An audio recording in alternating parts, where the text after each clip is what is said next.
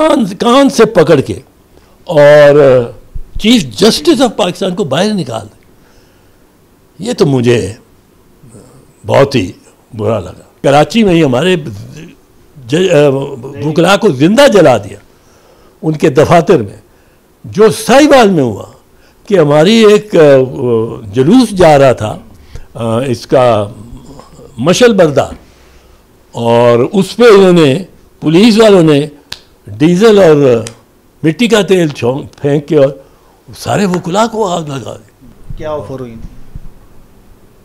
मैं तो देखें, चूंकि उस वक्त MNA था, मुझे तो एक ही ऑफर हो सकती थी ना, उसके तहत तो मातहत या उसके अलावा तो कोई ऑफर बनती। प्राइम मिनिस्टर की ऑफर आपको? जी, प्राइम मिनिस्टर की। तो वो और उनके साथ एक और कि ये आप कर क्या रहे हैं, आप MNA हैं, आप तो एक दिन में रातों रात आप वज़ीर आज़म हो सकते हैं। देखो, मुशर्रफ के लिए और कोई चैलेंज ही नहीं था उस। मैं ये आपने स्ट्रगल काफ़ी ज़्यादा की, ये अदलिया की आज़ादी के हवाले से जब इफ्तिखार चौधरी साहब का मामला आया था, उस वक़्त क्या सिनेरियो था? उस वक़्त चौधरी साहब से आपकी मुलाकात भी हुई, आपने सारी उस तहरीक को लीड किया और चौधरी साहब की बहाली में अहम किरदार अदा किया। तो क्या चौधरी साहब जो आपकी तवक्कुआत थी, जो अदलिया की आज़ादी की जो थी, उन पर वो पूरा नहीं उतरे? नहीं उतरे, और तवक्कुआत बहुत थी। मैंने अर्ज़ किया कि अयूब खान की मुखालफत, याह्या खान की को इनकार, ज़ियाउल हक मुझे मिनिस्ट्री में लेना चाहता था, और जब मैंने इनकार किया तो उसने, वो ये चाहता था कि नौजवान कोई आए, तो उसने लिया जावेद हाशमी को। और जावेद हाशमी मेरे से मशवरा करके गया कि ये ख़त्म होने जा रहे हैं, तुम क्यों? राजा एक हमारे दोस्त हैं, वो थे इनके साथ, और अब मैंने फिर मुशर्रफ के ख़िलाफ़, तो आप विटनेस ही हैं कि मेरी खुली जंग थी, तो मेरे पे कोई इल्ज़ाम नहीं लगा सकता कि तुम इस GHQ के गेट नंबर 4 से आए हो या कोई और। ये जो GHQ के गेट नंबर 4 के पास जाते रहे, वो इसको जवाब दे सकते हैं। राजा मुनव्वर, जिनका मैं नाम, राजा मुनव्वर। अब वो मेरा एक बुनियादी तौर पे नज़रिया रहा है, और ये बड़ा ऑनेस्ट नज़रिया है, इसके कोई इसमें मैल नहीं है, और वो ये है कि फ़ौज को और सब इदारों को आइन के मातहत है।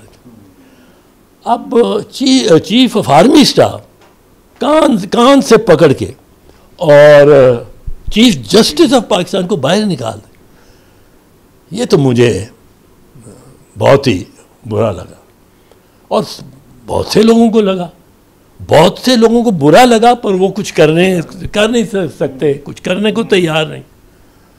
4-5 हम थे, मुनीर मलिक था, अली अहमद कुर था, तारिक महमूद था।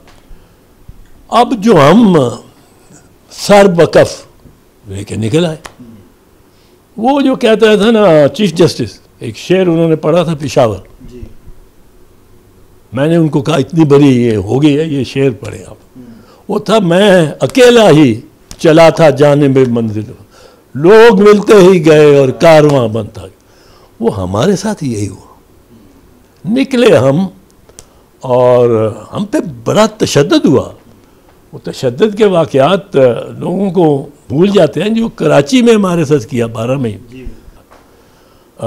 जो हमारे साथ ये इधर कराची में ही हमारे वकला को जिंदा जला दिया उनके दफातर में। जो साहिवाल में हुआ कि हमारी एक जुलूस जा रहा था इसका मशल बरदार, और उस पर इन्होंने पुलिस वालों ने डीजल और मिट्टी का तेल फेंक के और सारे वकला को आग लगा दी। 3rd डिग्री बर्न हमारे प्रेसिडेंट के हुए। तो ये हम इस लिहाज से ये मूवमेंट जितनी साफ और शफाफ थी, इस जैसी मूवमेंट आपको बरे सगीर की तारीख में नहीं मिलेगी। क्यों? इस मूवमेंट ने 2 साल में, 2 साल के कलील अरसे में पावर इतनी इसने जनरेट कर, इसने जो मकसद हासिल करने निकले थे बुकरा, उसने हासिल किया। ये किसी मूवमेंट ने, तो ये गांधी जी की बड़ी तहरीक थी। मैं नहीं कहता कि हम कोई उतनी तहरीक बना रहे हैं। इसकी इंडिया में बड़ी बड़ी तहरीकें लेबर की बड़ी बड़ी चली, पर 2 साल के अंदर हमने ऐलान किया हुआ था जबकि ये जजेस को बहाल कराएंगे, हमने चीफ जस्टिस को, जिसको एक, मुझे लोग कहते थे तुम्हें क्या मिलेगा। मैं यही, अब तो सब जब तहरीक चल रही थी इफ्तिखार चौधरी साहब वाली, तो आपको भी ट्रैप किया गया, रोका गया कि आप निकल आएँ, आपको ओहदा दे देंगे, कोई इस तरह की ऑफर्स हुई इस वक्त? जी बहुत। क्या ऑफर हुई? मैं तो देखिए, चूँकि उस वक्त MNA था, मुझे तो एक ही ऑफर हो सकती थी ना, उसके तहत तो मातहत या उसके अलावा तो कोई ऑफर बनती। प्राइम मिनिस्टर की ऑफर आपको? जी, प्राइम मिनिस्टर की तारिक अजीज़ जो प्रेसिडेंट के PSO थे, वो मेरे पास 5-7 मरतबा आए। ये इकबाल ज़ैद अहमद एक मेरे दोस्त हैं, क्लास फेलो हैं स्कूल के और मारूफ बिजनेसमैन हैं। डॉक्टर खालिद रांझा साहब, ये लॉ मिनिस्टर थे उस वक्त। एक ब्रिगेडियर कालू थे, वो मेरे भी बरादरी थी, और वो परवेज़ मुशर्रफ के भी करीब तर थे। और इस तरह के 2-4 और लोग, एक जनरल अहमद हामिद या हामिद अहमद थे, उनके PSO थे परवेज़ मुशर्रफ के। वो मुझे आके मिले और मैं इकबाल के घर पे था, तो वो और उनके साथ एक और कि ये आप कर क्या रहे हैं, आप MNA हैं, आप तो एक दिन में रातों रात आप वज़ीर आज़म हो सकते हैं। देखो, मुशर्रफ के लिए और कोई चैलेंज ही नहीं था उस वक्त। और मैं को फड़े मारना नहीं फिरता कि मैं बताता फिरूं कि जी मुझे वज़ीर आज़म का ऑफ़र हुआ था। I am humble man. Allah ताला ने जो जिस कदर इज़्ज़त दी है उसको संभाल के रखनी चाहिए। अब इसमें जो ये था, इसमें मुझे उन्होंने बड़ी कन्विंस करने की कोशिशें की, और 12 मुझे ये कहा जाता था कि प्रेसिडेंट साहब मुशर्रफ आपसे मिलना चाहते। मैं कहता मैं मिलना नहीं चाहता हूँ। और मैं कहता था मैं नहीं मिलना चाहता। नहीं, आपको हम एम्बुलेंस में डाल के ले जाएं। एम्बुलेंस? हाँ, एम्बुलेंस में डाल, पता ही नहीं लगेगा, और वो एम्बुलेंस हम ऐसे ही सेफ हाउस में ले जाएं, पता भी नहीं चलेगा मुलाकात। वो मैंने कहा भाई साहब, अगर फौज का जर्नैल ही भाग जाए, वो एम्बुलेंस में बैठ के भाग गया। मैंने कहा मीडिया वहाँ हर वक्त खड़ा है मेरे घर के बाहर, तो फौज ने क्या लड़ना है, मैं अपनी फौज को क्या मुंह दिखाऊंगा।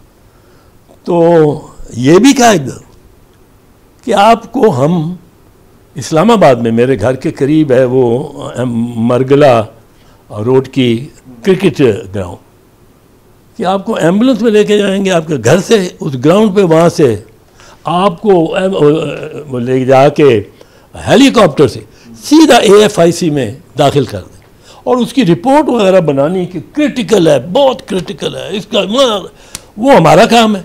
इस दौरान उसको भी बीमारी हो जाएगी, शौकत अजीज़ को भी, वो भी निकल जाएगा। आपको हम तीसरे दिन वापस लाके और प्राइम मिनिस्टर की कुर्सी पे बिठा देंगे और कॉन्फिडेंस का वोट दे देंगे। पूरा प्लान उन्होंने बनाया। हाँ, ये तो प्लान बनाया था, और भी प्लान बनाया था। मुझे ये 3 मई को आके कहा तारिक अजीज़ ने, जो मेरे और हमारी अजीज़दारी भी थी और सीनियर थे, वो उन्होंने आके मुझे कहा कि तेरा बंदोबस्त बस मैं कर लिया। की कर लिया कि उन्होंने पहले कहा कि ये आपको AFIC में, अब मैं कहा जी AFIC में जाके वो मनु कुछ नहीं, मैं किस सा चला नहीं वो तू मेरे ते छाड़ना असी वज़ीर आज़म की कुर्सी लानी को इंजे दे। अच्छा, मुझे उसने कहा, जब मैंने इनकार किया तो रात को वो को 1:30 बजे मेरे से जा रहा, और उन्होंने कहा तारिक अजीज़ ने मुझे कि अलहदा करके अपने ड्राइवर से भी और जो लोग खड़े हुए थे साहब उनसे अलहदा करके मुझे कहते हैं कि तू बस ख्याल रखियो ना अपना। अच्छा, जे तू करने बिल्कुल पड़ेगा, जे तू नहीं जाना साढ़े ना तो ख्याल रखी। 5 मई को हम लाहौर आ रहे थे, ये वो 27 घंटे की ड्राइव इनको मिल गई थी को ज़मीनी इंफॉर्मेशन के बंदे बहुत हो जाने और ये टर्निंग पॉइंट हो जाएगा। जो जज तुम्हारे इस साथ है वो जज छोड़ जाएंगे, जर्नल छोड़ जाएंगे। अब मेरे साथ ये सब डिस्कस किया तारिक अजीज़ ने, पर चलते हुए कहा कोई 1:30 बजे रात यूँ मेरे कंधे पे हाथ डाल के फिर एहतियात करी, चौकस रही, क्योंकि ये बड़े डेस्परेट हुए ने और ये ना कुछ करना। मैं बड़ा उस पर मैंने इस पर यह किया कि मैंने उसको तो कहा कि नहीं मैं नहीं। अब मैं परेशान रात को, मैंने दूसरे दिन सुबह चीफ जस्टिस के घर में चला गया। मैंने कहा इसको तो बता दूं कि कल ये कहेगा मुझे नहीं पता, इफ्तिखार चौधरी, मैं उनके घर चला गया। अब वहाँ हमारा मैं उनके आगे पेश ही नहीं था होता, तो मेरा उनका रिश्ता जज और वकील का नहीं था। वो मैंने कोई बेल नहीं थी, जमानत नहीं लेनी होती थी, मैंने कोई स्टे ऑर्डर नहीं लेना होता था, तो हमारा एक डिफरेंट है। मैं उनको अंदर से बुलाया और अभी हम बाहर बरामदे में ही खड़े हैं। क्या मैंने उनको बताया कि मैं आपको एक बात बताना चाहता हूँ और ये राज की बात है। क्या मैंने बता दिया। मैंने कहा जी ये तारिक अजीज़ रात को मुझे कह के गया कि उस गड्डी च ना बो, तेरी गड्डी ब्लो अप हो जानी। ये भी उसने कहा था। तो मुझे ये डर है कि ये ना। तो इफ्तिखार मोहम्मद चौधरी ने मुझे पूछा, आपको पता है वो पंजाबी पश्तो उर्दू बोलते हैं, उसने मुझे पंजाबी में पूछा तो फिर की करना। मैं क्या जज साहब मुझे मनु कहते हैं तू गड्डी च ना बो, सिर्फ उस गड्डी च ना बो, पिछली गड्डी च आ जा, ये असी दस सकी ज़्यादा सूँ लीड नहीं कर और वो धोखा देगा। मैं क्या मैं तो जज साहब उस गड्डी चों मेरे मनु 110 डिग्री बुखार होया हो, कुछ भी हुआ हो, मैं कितने ही बीमार, हार्ट अटैक हुआ, मैंने उस गाड़ी में अपनी लाश भी भेजनी है लाहौर, और ये तो मैं उनके आगे अड़ गया हूँ। मैं क्या आप बताएं। उसने मेरा हाथ पकड़ा, इफ्तिखार मोहम्मद चौधरी हाथ पकड़ के घुट के कहता मैं भी राजपूतनी का दुध पीता है, जिथे चौधरी साहब तुसी चलोगे उथे मैं भी जाऊँगा। हाँ ये मुझे बड़ी उससे कॉन्फिडेंस है, ये उसने कहा।